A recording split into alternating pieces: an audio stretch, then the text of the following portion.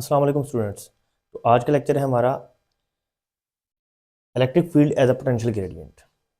तो ये जो लास्ट हमारा टॉपिक था इलेक्ट्रिक पोटेंशियल, उससे ही रिलेटेड अक्सर लॉन्ग क्वेश्चन में उसके साथ ये भी आ जाता है कि explain electric potential and prove electric field as a potential gradient. तो ये बेसिकली उसी से ही रिलेट करता है और उसी के लॉन्ग क्वेश्चन का एक पार्ट है जो एज ए शॉर्ट क्वेश्चन अलग से भी पूछा जाता है बहुत बार। तो बड़ा इंपॉर्टेंट ये आज के जो हमारे 2-3 टॉपिक हैं ये सारे ही एज ए शॉर्ट, और जो ये ख़ास तौर पे ये वाला जो टॉपिक है ये उस लॉन्ग का सेकंड पार्ट बनता है। ठीक है, और ये तीनों topic as a short question बड़े इंपॉर्टेंट हैं। तो आइए इनको डिस्कस करते हैं। इलेक्ट्रिक पोटेंशियल, जैसे कि आप लोग जानते हैं कि एक चार्ज को जो पोटेंशियल प्रोवाइड करने के लिए वर्क किया जाता है पर यूनिट चार्ज, वो इलेक्ट्रिक पोटेंशियल कहलाता है। ठीक है, इलेक्ट्रिक पोटेंशियल को प्रीवियस टॉपिक में हम अच्छे से पढ़ चुके हैं, जिसका हमने फॉर्मूला भी एंड पे लिखा कि change in potential del V is equal to work done from A to B. मतलब अगर ये पॉइंट ए है और ये बी है तो ए से बी पे जाने के लिए जो आप उसको वर्क करेंगे उसका इलेक्ट्रिक पोटेंशियल कहलाएगा पर यूनिट चार्ज। ठीक है, अब इसको हम जरा चेंज में लिखें तो ये V B minus V A work done A to B per unit charge, ये हमारे पास इक्वेशन बन गई। ठीक है, तो मतलब कि बी पोटेंशियल से ए अगर हम माइनस करें तो जो पोटेंशियल हमारे पास आएगा उतना वर्क हमें करना पड़ेगा एक चार्ज पर, उसको उस पोटेंशियल पर ले जाने के लिए। ठीक है, इलेक्ट्रिक पोटेंशियल हमने एक पॉइंट का फाइंड करने का फार्मूला भी हमने एंड पे लिखा था इन्फिनिटी से पॉइंट पर लाने के लिए, और बिटवीन 2 पॉइंट्स भी इसको डिस्कस किया। तो प्रीवियस टॉपिक में बहरहाल ये हमने चीज़ें डिस्कस कर ली थी। अब हमारा आज का टॉपिक है electric field as a potential gradient, कि इलेक्ट्रिक फील्ड को हम पोटेंशियल के चेंज में कैसे रिप्रेजेंट करेंगे, ये हमारे आज के टॉपिक का मकसद है। ठीक है, तो इसको एक्सप्लेन करने के लिए ये वर्क है, तो आपको पता है वर्क किसके इक्वल होता है।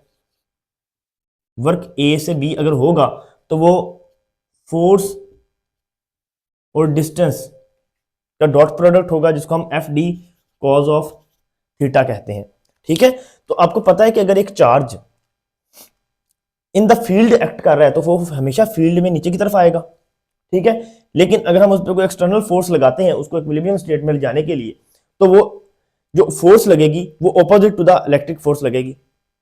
ठीक है, तो अगर चार्ज नीचे की तरफ आ रहा है और हम उसको इक्विलिब्रियम में जाने के लिए एक एक्सटर्नल फोर्स लगा रहे हैं तो वो अपोजिट डायरेक्शन में है, तो जब डिस्टेंस डाउनवर्ड और फोर्स लगने वाली अपवर्ड होगी तो उनके बिटवीन बनने वाला एंगल क्या होगा, 180 डिग्री होगा। ठीक है, तो इस तरह से आप लिख सकते हैं कि इलेक्ट्रोस्टैटिक फोर्स जो एफ होती है, F electric is equal to Q E. ठीक है, तो ये वैल्यू यहां पर लिख दें, Q E dot D cos of 180 degree. अब ये 180 डिग्री क्यों बना, क्योंकि इलेक्ट्रोस्टैटिक फोर्स डाउनवर्ड है और अब एक्सटर्नल फोर्स हमने अपवर्ड एक्ट की है, तो देन ये 180 डिग्री आ जाएगा, और कोस 180 डिग्री इज इक्वल टू -1, तो इस वजह से ये फॉर्मूला बन जाएगा माइनस क्यू ई डी। ठीक है, अब इस फॉर्मूला को आपने पुट कर देना है इस इक्वेशन के अंदर। ठीक है, तो हम इसको इक्वेशन 2 कह लेते हैं। हम कहते हैं यहां पर लिख देते हैं पुट इन इक्वेशन 1। इक्वेशन 1 में जब इसे पुट करें तो आपका चेंज आ जाएगा V B minus V A is equal to, तो work done A to B किसके इक्वल आया, minus Q E D over charge, charge से charge cancel, V B minus A V A is equal to change in potential del V is equal to minus E D. ठीक है, तो इसको हम अगर रीअरेंज करके लिखें तो हमारे पास जो फाइनल एक्सप्रेशन बनेगा वो ये होगा, E is equal to minus del V over D. ठीक है, अब अगर लेट सपोज करें कि इफ डिस्टेंस इज स्मॉल, अगर ये डिस्टेंस बहुत स्मॉल होगा तो हम डी को क्या लिखेंगे, डेल्टा डी लिखेंगे, या स्मॉल डिस्टेंस। ठीक है, तो अगर स्मॉल डिस्टेंस के लिए हम इस फॉर्मूले को लिखें तो वो E is equal to minus del V over del D. ठीक है, तो ये हमारे पास इसका फाइनल एक्सप्रेशन आ गया, जो कि हमें प्रूफ करना होता है कि electric field as a potential gradient, gradient कहते हैं चेंज को, तो हमने चेंज की फॉर्म में इलेक्ट्रिक फील्ड का फॉर्मूला लिख दिया, तो यहां से हमें इसकी एक्सप्लेनेशन पता चल जाती है। ठीक है, तो हम यहां से कह सकते हैं कि electric field intensity is equal to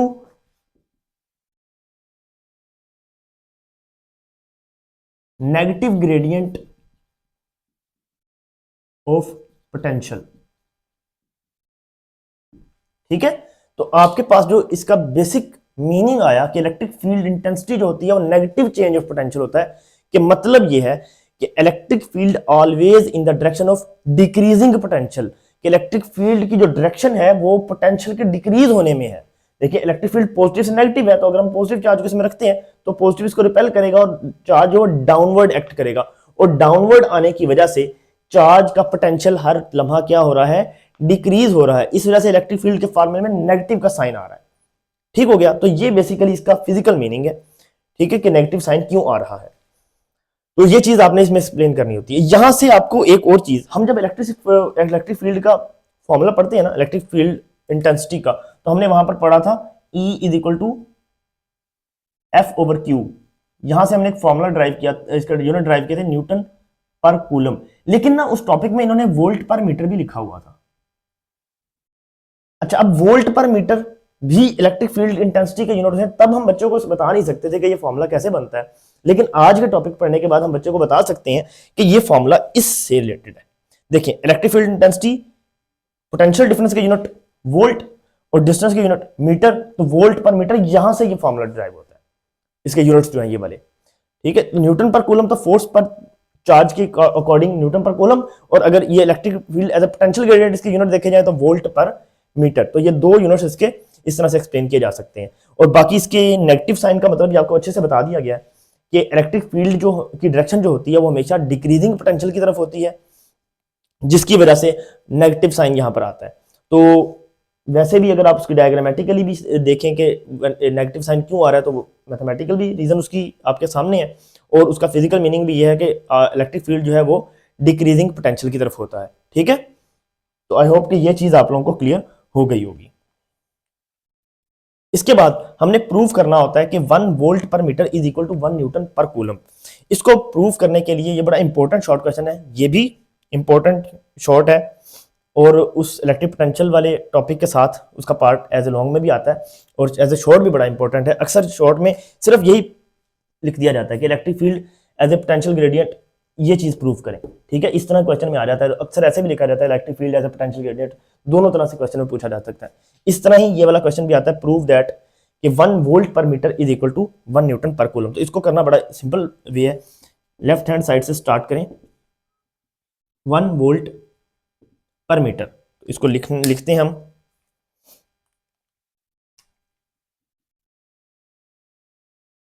1 volt पर 1 मीटर। अब वोल्ट पोटेंशियल बेसिकली जो हमारे पास होता है, पोटेंशियल होता है वर्क डन पर यूनिट चार्ज। ठीक है, यहां से इसके यूनिट क्या आएंगे, जॉउल पर कूलम, क्योंकि वर्क के यूनिट जॉउल होते हैं और चार्ज के यूनिट कूलम होते हैं। तो यहां से हम लिख सकते हैं जॉउल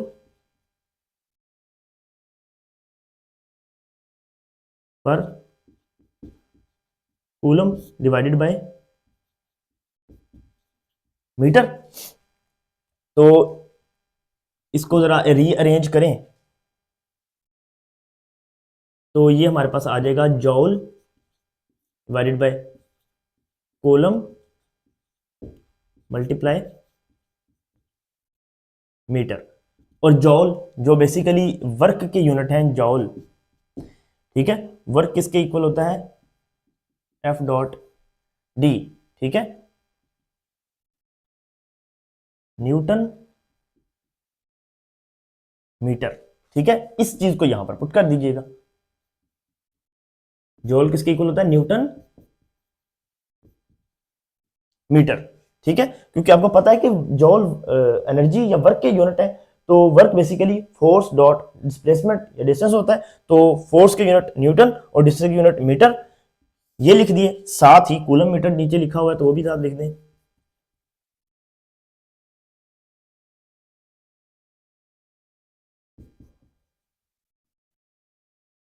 ठीक है, यहां से मीटर कैंसिल हो जाएगा, आपके पास क्या बचेगा, न्यूटन।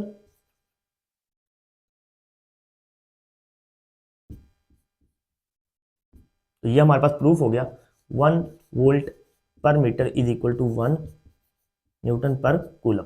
तो बड़ा इजीली इस तरह से आप ये शॉर्ट क्वेश्चन अटेम्प्ट कर सकते हैं।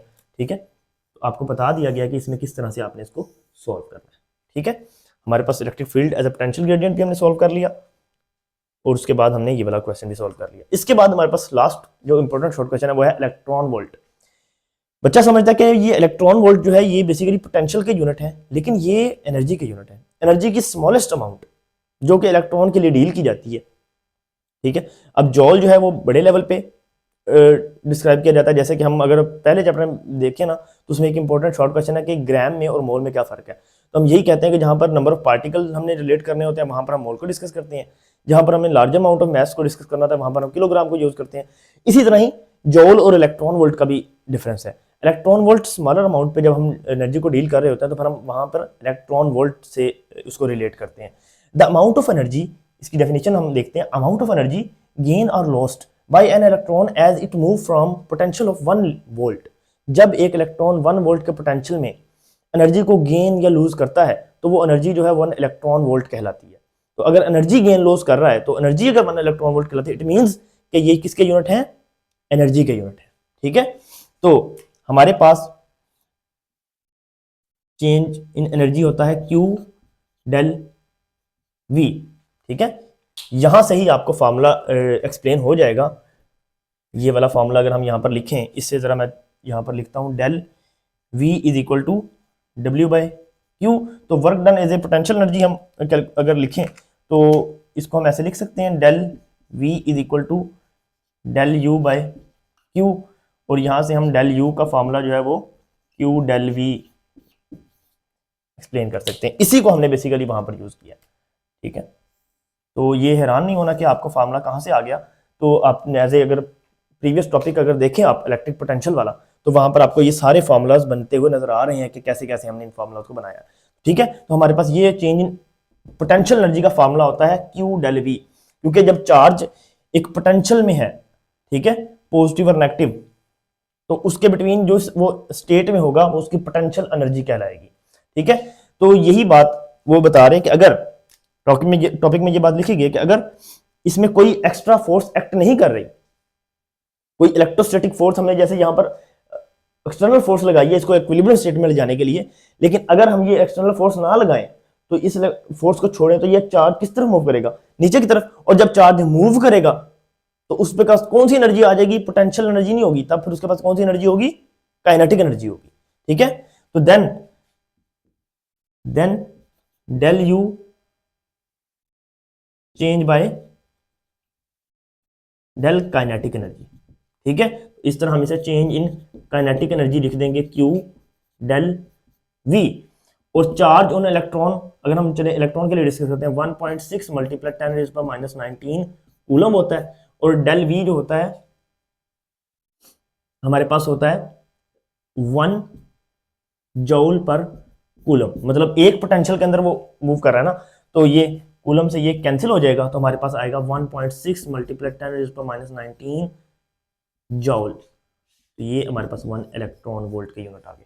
ठीक है, इसी तरह ही अगर आपने 1 जूल में कितने इलेक्ट्रॉन वोल्ट होते हैं तो आप इस वैल्यू को यहां पर लाकर डिवाइड कर दें 1 से, तो आपके पास ये वाला आंसर आ जाएगा 1 joule is equal to 6.25 multiply 10⁻18 electron volt. तो ये दोनों एमसीक्यूज के तौर पर भी पूछे जाते हैं। ठीक है, 1.1 इलेक्ट्रॉन वोल्ट किसके इक्वल है या 1 जूल किसके इक्वल है। तो और वैसे ये इलेक्ट्रॉन वोल्ट एक इंपॉर्टेंट शॉर्ट क्वेश्चन के तौर पर भी आपको समझा दिया गया है। तो आज के टॉपिक में हमने electric field as a potential gradient भी डिस्कस कर लिया है। ठीक है, और ये फॉर्मूला जो है ये प्रूफ किया जाता है इसमें। उसके बाद हमारे पास इलेक्ट्रॉन वोल्ट आ जाता है। तो ये 3 चीज़ें हमने आज के टॉपिक में, आज के लेक्चर में क्लियर की हैं। आई होप कि आप लोगों को इन चीज़ों की समझ अच्छे से आई होगी। तो अगर किसी चीज़ में कन्फ्यूजन हो तो आप कमेंट में बता सकते हैं कि हमें ये चीज़ कन्फ्यूजिंग है, उसके बारे में हमें दोबारा एक्सप्लेन करें तो आपको इंशाल्लाह दोबारा से एक्सप्लेन कर दिया जाएगा। अपना ख्याल रखिएगा, चैनल को सब्सक्राइब करें और मज़ीद वीडियोस देखने के लिए इस चैनल को देखते रहें, क्योंकि अभी हमने बाकी भी कुछ चैप्टर्स हैं जिनको भी हमने कवर करना है, और साथ साथ हर चैप्टर के इम्पोर्टेंट क्वेश्चंस, उनकी एक्सरसाइज और ये सब चीज़ें कवर की जाएंगी। इंशाल्लाह सब चीज़ें वक्त के साथ साथ मैनेज की जाएंगी। और इस चैनल को देखते रहें, इंशाल्लाह आपको कामयाबी मिलेगी फ़िज़िक्स में और आपके लिए बहुत बेहतर होगा। ठीक है, इंशाल्लाह अपना ख्याल रखिएगा। अल्लाह हाफ़िज़।